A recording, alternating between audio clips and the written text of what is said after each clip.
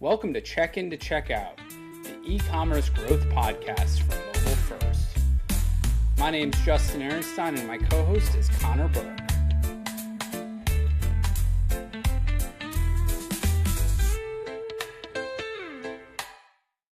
Welcome to Check In to Check Out. Today, our guest is Garrett Peters, CEO and co-founder of Duncan & Stone Paper Company. Thanks so much for joining us, Garrett. We're really excited to have you. I love having a CEO on the show because they've done every single job at the company. And so they know how to run an e-commerce company in any single role. They can probably be better than you, the listener. So as CEO and co-founder, what do you do every day? What's your day look like? Oh my gosh, that's a great question. Thanks for having me, Justin and Connor. Excited to jump in with you guys. You know, the CEO of a startup e-commerce company, you know, is you got to wear a lot of hats. I mean, honestly. So it's anything from, you know, this morning I'm working on an Amazon FBA shipment because we're out of stock on a whole bunch of items on Amazon, and prepping inventory for the next few months, looking at our quarter four, you know, finances, following up with customers, you know, all of the above. I feel like, you know, my world today with Duncan & Stone looks like a lot of operations work, actually, probably more than anything else. And so, you know, it's inventory planning, it's working with our, you know, support team to make sure all of our sales channels are rocking and rolling, making sure ads are running right, making sure that we're making money, all of the, you know, all of the important things. And, you know, so it's fun, man. I think that, you know, for me, I enjoy doing a lot of different things. And so I get to touch all sorts of different pieces on the business, which is super fun. That's awesome. Is there any part of your job you feel like you maybe would have hired for that you started working on yourself and you're like, oh man, this is something I surprisingly enjoy doing? Yeah. I mean, that's a great question, dude. I think that I was the first employee of Duncan & Stone back in the day. And so I started the business with my wife and two friends. And so when I jumped in early, I was doing a lot of fulfillment and random stuff that I really did not like doing. And those first few years, it was like, I really don't like doing fulfillment and customer service. Facts. Don't want to do that. So I need to get that off my plate really fast. But what I really love doing is like sales channel strategy and planning. So like TikTok shops, you know, we started selling on TikTok shops, you know, maybe a year and a half ago. And so it's like learning the intricacies of how to set up the channel, like the management side of like how to do it the right way, just like the technical side, operation side. I'm not really like the creative one on our team, and you know, I don't do a lot of that stuff for the business. But as far as like just getting things set up and running, like I love that piece of the business, and so I thankfully get to do a lot of that. Nice. Yeah, man. Makes a lot of sense. You love the newness. I do. I like think you're right, exploring man. something new. I think you're right. Like The novelty. Yeah, the setting up stuff, the new channels, new customers, you know, new kind of all the new things. You know, I think you're right. That's why you're a CEO. Yeah, come on. So I got a question. So I think there's some people that struggle with figuring out how to do that something new, how to figure out what step one is of that something new. Yep. What do you do? What's your first step? How do you figure out where to dive in to for that thing? Yeah, I mean, I find myself doing a lot of, you know, research, doing a lot of like just listening to as much as I can on kind of what other people are doing. I think that I mean, for us way back in the day when we were first starting, you know, when we had a vision for we're going to sell stuff online or we're going to create this brand. I mean, we had nothing. You know, it was like we had no website, we had no business, we had no products. And it was like, for us back in the day, it was overwhelming. But like, I just was really bought in early on to say, we just need to do the next right thing. So like, if we need to have a registered brand on Amazon, okay, how do we do that? We got to start the steps of, okay, I need to get in contact with this person. Okay, boom. And just starting to break it down as simple as much as you can. I think that when you're doing any sort of new endeavor, it's like, it can be overwhelming, you know, of like, how am I going to do this thing. Well, you got to take one step at a time, and just as much as you can, just release the outcome and just how fast you want it to get done, and just go, I'm going to do this thing today. Boom. It's next step, whatever. Love it. So I love how you do new things and you break it down into really bite-sized pieces. I'm going to actually look at the opposite side of the coin of that. When have you done something that was a failure? It didn't work. Yeah. I would say a few things come to mind as I think through the last few years. We launched a business in 2020, and primarily on Amazon. We launched our business on Amazon, and then also on our website and things like that. But Amazon has been a big piece of our business. Man, I would say about a year and a half ago, I thought that expansion outside of the US marketplace was like the way to go for us, on Amazon. So I'm like, we're going global, baby. We're going all over the place. Well, man, that was not a good decision for us, dude. It was like the amount of time it took for me to figure out how to even set up the new marketplace and get all the tech stuff in place and figure out the logistics. And I mean, dude, I was spending so much time trying to figure out this new channel that I'm like, we got to go to the UK and to Europe. Okay. Like I was whatever reason I thought that, it was so dumb. But I just had so much time that I was spending on this new thing that it was like, it just didn't pan out, man. Like, Yeah. we launched a couple items over there, and it was just taking up so much time where I'm like, dude, we need to just reinvest more and more into the things that we're doing really well and keep and like do those better here. Yep. So I had to learn that lesson the hard way. I feel like, where I'm like, shoot, that was a waste, not necessarily a waste. I mean, I would say, but just a learning of like how much time and energy, investment, inventory, just calls. It was just a headache, dude. And we just weren't there yet. I mean, for us as a fairly small brand and a small company, it's like, it just didn't make sense. It wasn't the right move for us at the time. Yeah, maybe that would make sense at some point, but not today. Yeah. Were there any resources that you were following along with at the time that maybe like led you to that decision, that you kind of were able to go, you know what, I need to do this my own way. I can't follow what somebody else has been doing. Man, I think it was like a couple things, man. We were having a lot of success on Amazon US and still have a great business on Amazon. And just in my mind, I just kept like, people were reaching out to us from the Amazon global team or the EU team or whatever it may be. And I'm like getting fed this narrative, like they need Duncan and Stone, in Europe. Yeah. They need us. They have to have us. We make the best baby journals in the world and they need us. I'm like, I don't know why. I was just like, it was just this thing of like, we need to expand there. And it was just so silly. I'm like, I don't know why. I don't know what was going on with my mind then, but it was just kind of like, dude, that was dumb. It's always a lot of trial and error. Yeah. Yeah. For sure. I love it. Based on like everything you've done in e-commerce, what are your hot takes? Where are you different than Man, I don't, that's a great question. I feel like we stumbled in e-commerce, honestly. So like, I mean, the fact that we, run an e-commerce business is kind of hilarious to me. I had no like plan to be a business owner or entrepreneur or CEO prior to me starting the business with my wife and our co-founders. It was just like, man, it was just kind of the right time, the right idea, and the right maybe angst, for me to start something. It was just kind of all things aligned for us to start the business. But early on when we had this idea, it was like, this was 2019. So, 6+ years ago, where it's like, we had this vision for the business, and I knew I wanted to be in e-commerce. It was like, hey, e-commerce was already growing a lot then, but I just knew it was going to keep growing. So in my mind, I'm like, a e-commerce business sounds awesome because you can sell products 24/7. Like, right? That sounds delightful. I want to be able to sleep and make money. Sounds like a great plan. I going into it, I knew it was going to be hard, and I loved the challenge and, those early years of building the business.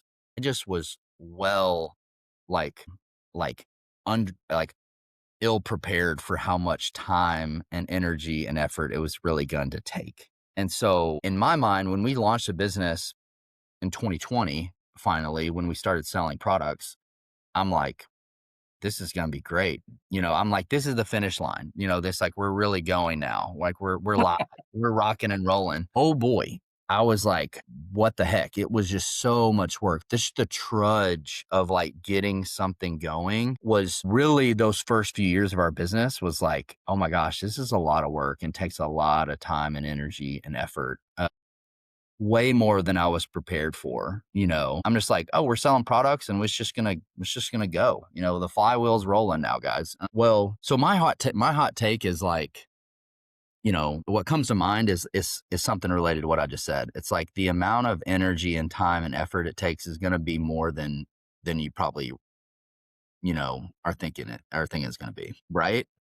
And I think that it's the perspective. It's like, okay, I know that this is going to be hard to get off the ground, but it's like, it comes back to starting something new. It's like, if you can just build that momentum, every day, like as much as you can, keep the momentum going, things do start to happen.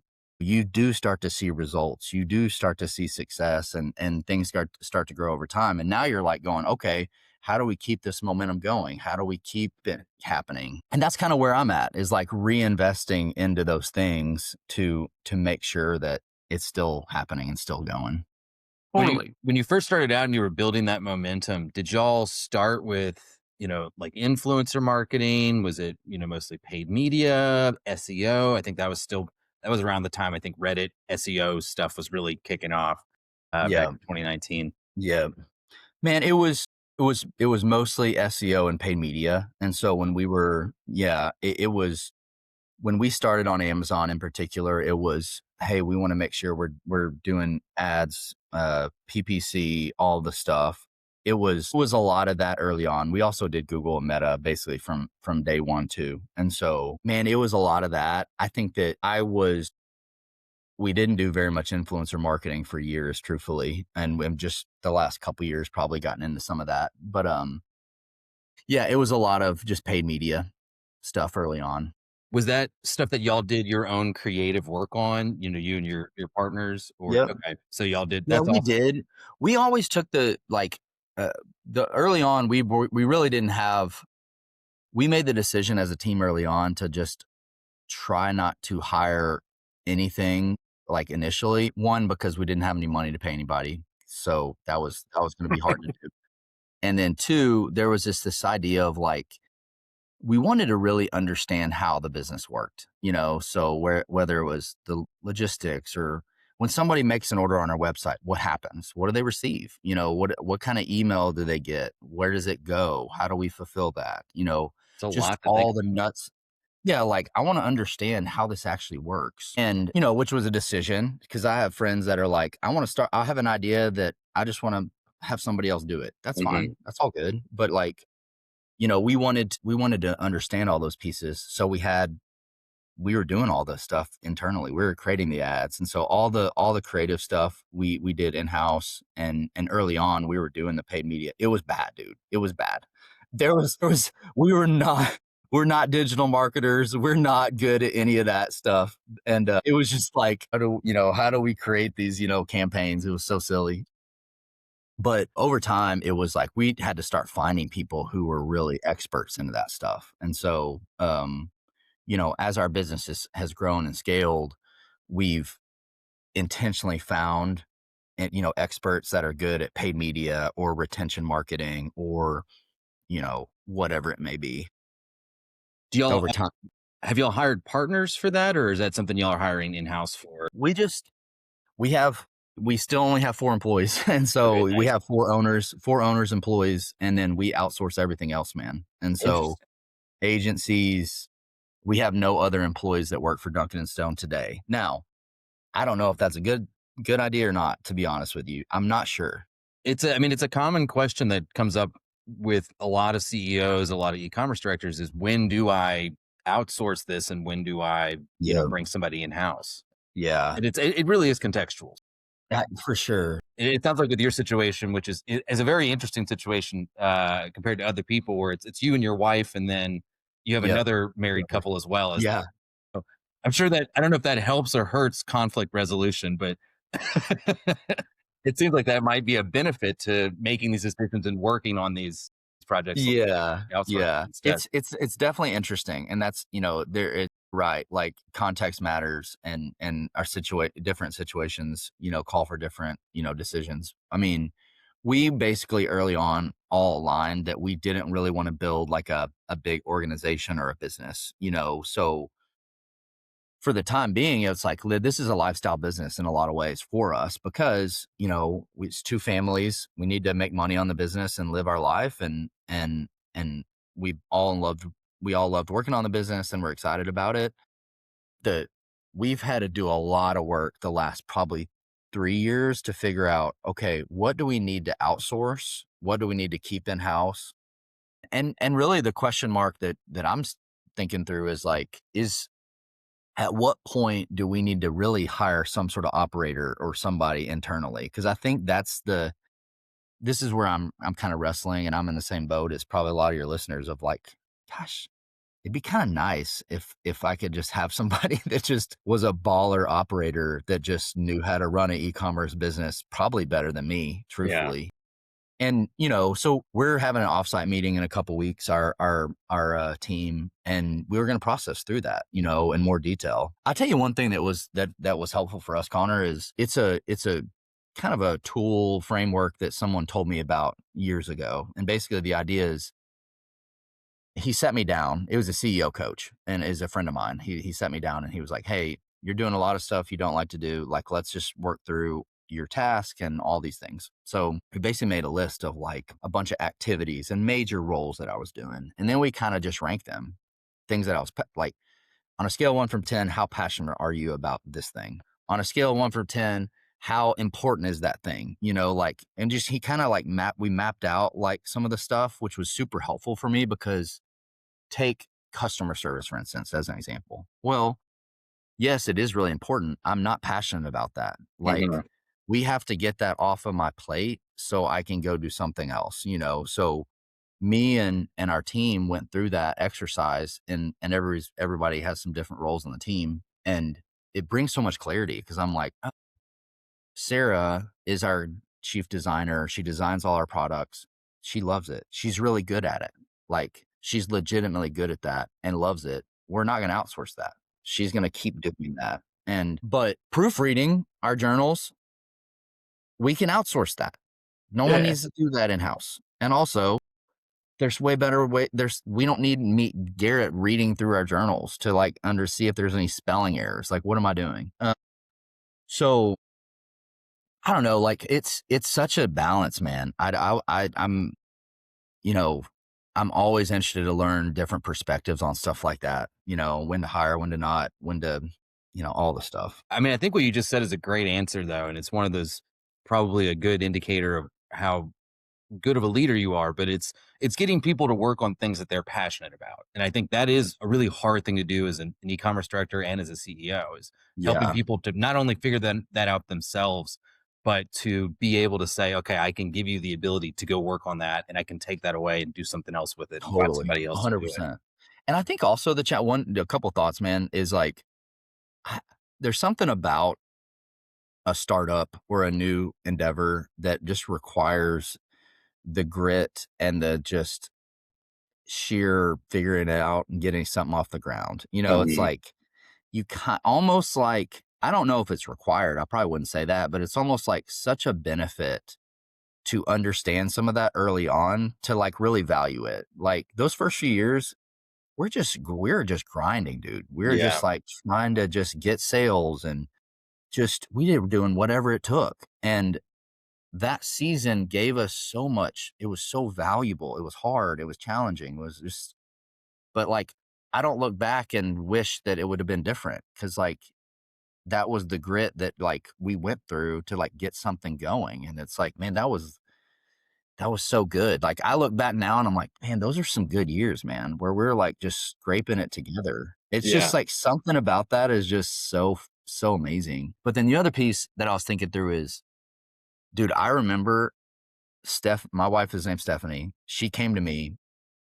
This is a couple years into the business. She was like, we're doing fulfillment out of our garage, guys. And that's like a full on, in the house deal. And she was like, you are hating your world. You need to stop doing this. And I'm like, okay, but like, how is anybody else going to be able to take care of the customers like I'm taking care of the customers, right? It's this idea of like, How can you let go?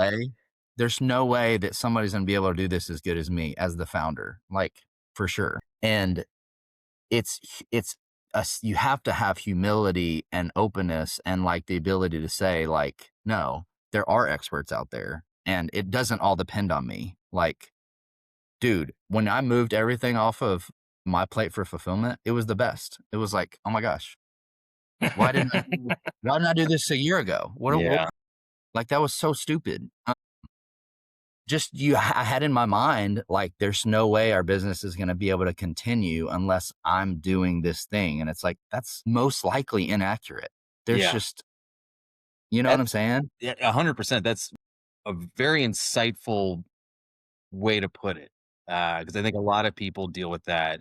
Justin, you could probably add At every level. Yeah. I think every person could go through their tasks and say, here's what I'm passionate about. Here's what's important. And basically say, hey, I'm going to get someone else, whether on my team, I'm going to hire at any level. You could do that. Even the most junior person could do that and have a conversation with their boss and be like, hey, like, here's what I'm passionate about. I know I'm good at this and I know this is valuable and this stuff I'm not. And maybe it is valuable, maybe it isn't. And have a conversation. No doubt. I think that's an amazing insight. Yeah, it is. It is. But I think that I have a lot of grace and understanding for somebody who's like, in that place of, especially when it's your thing, you know what I mean? It's different when you're like, man, it's just funny. It's just funny how weird we kind of think about certain things. It's like, you have to have, and I think that's one of the values that I love having partners that work on the business with me. Like if I was a solopreneur, like run my business by myself, I'd feel like that I'd probably die, maybe. I'm just like, I would be so bad. And it's like having other people you can ask questions and bounce. Hey, I'm thinking about this. What do you guys think about this? Let's, collectively making decisions is so much better to me. I agree. So going into 2026, what bets are y'all making? Where are you guys gonna exploring? Dude, one is actually Connor mentioned influencer marketing. Man, this is we've started to see the impact of some of that, building community around, influencers and marketing and things like that. We haven't even started doing stuff like that. I mean, we sell on TikTok shops and that's been a great channel for us the last year and a half. So I would say TikTok shops, influencer marketing, and then Amazon, man. Like we're like going all in again on Amazon because our Amazon business continues to grow so much, man. It's like we found a new partner this last year that helps us with paid media, and they've done some awesome stuff. So it's like, a year ago, it was like Amazon just kind of coasting for us. Like, let's just kind of make sure that's going. Well, I'm like, like we're going to reinvest into Amazon too. Awesome. I love it.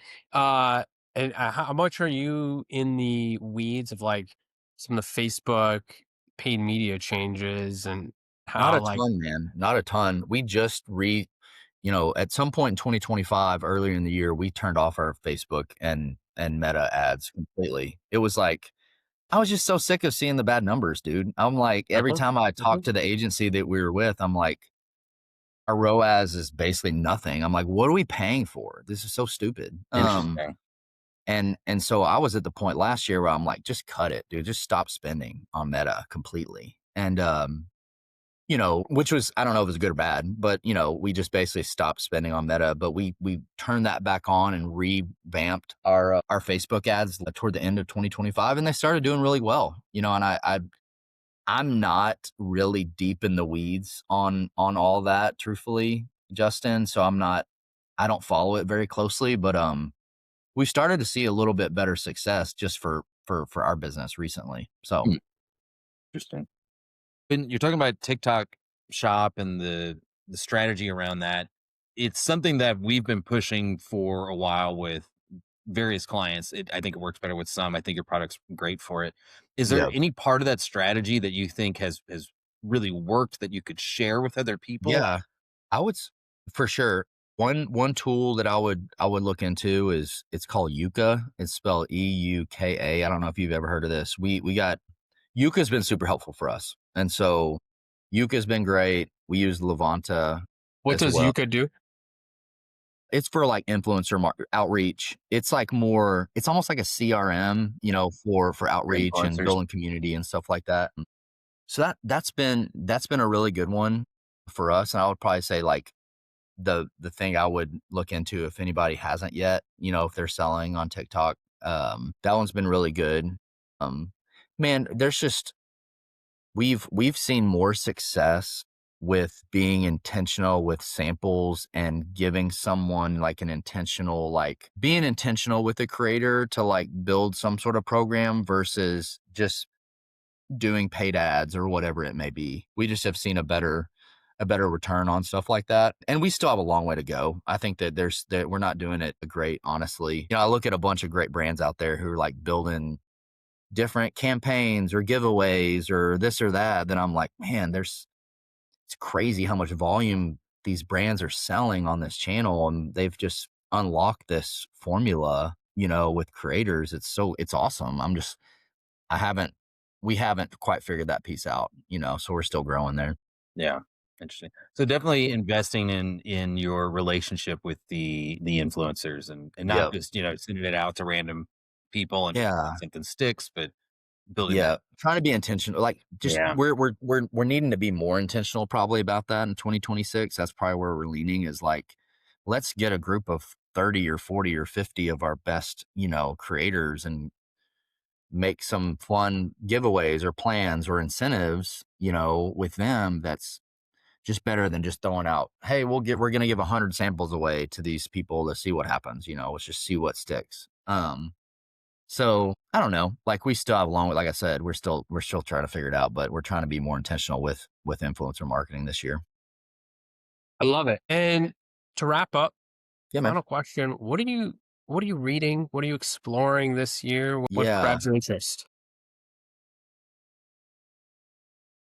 I'm thinking more about a couple things like for us, for our business with 4 owners, a small team, a growing business, like we're just now at the point where we're able to think about what do we want this thing to be, strategically. Is this, meeting with a financial advisor or talking to somebody about exit planning and stuff like that. So for as a team, okay, is this something we want to run for the next 10 years and keep growing the business? Is this something we want to maybe hire somebody to be an operator and we hire a team, we go that route? Maybe we go that route and just we've structured the business in a different way. I think it's it's more around like business management and kind of like investment plans for the business. Like, okay, we have a profitable business now. Okay, great. Yay. That's good. But like, Well done. That's well amazing. done. That's great. Yay. But now we just are just finally at the point where we're like, okay, like we've built this thing. What does this actually mean? Like there's much smarter people than me and than our team out there to be like, okay, you have this asset now. Like what can you invest in another business? Do you want to bring on some, a like product? Do you want to, and invest in something completely different? I don't know. I mean, so it's a combination of like getting our business super healthy and we've missed the mark in a major way last year on inventory. Like our inventory, we were out of stock, dude, on like 15 items during the holidays this last year. Not great. Not great. Mhm. So it's like, okay, well, how do we avoid that this year? And does that mean we need to go really wild and bulk up on our inventory on some of this? And what does that mean? How are we going to do that? So it's a combination of getting our business really healthy and in a good spot, and then starting to think through, well, how do we leverage this thing now? So I love it. yeah, man. Well, thank you so much, Garrett. Some amazing insights and really appreciate your time. Absolutely. Thanks for coming on Check In and Check Out. Man, thanks for having me, guys. So fun. Up.